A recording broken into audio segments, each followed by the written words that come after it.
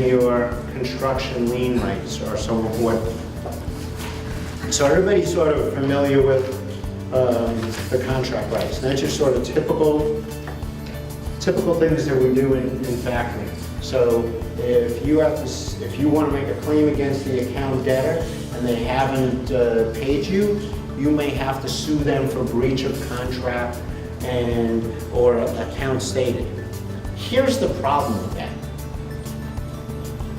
Whatever relationship your client has with that account debtor, you just stand in the shoes of your client. Whatever defenses that the account debtor has against them, you're subject to it. Okay? So if they delayed it, if they gave defective materials, if they did the wrong color, whatever it is, you're subject to every single defense. That's because you're no better than your client. It's going to be different than when we talk about the construction lien rights.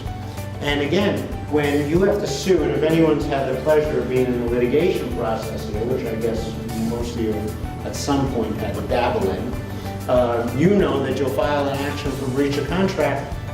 You're not getting paid for a while. This can go on 6 months, a year, 2, 3 years. There's no pressure on anyone to pay you because it's just a lawsuit that will continue on.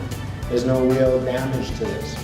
And again, generally, there's no right to reimbursement of attorney's fees because you're just suing on behalf of the client, and unless that contract says you get your attorney's fees back, you're going to have to go. If you've ever had to sue an account debtor, and you've had the same conversation, I can assure you, you've had this conversation with your lawyer. You're owed $50,000 from the account debtor, you're absolutely right.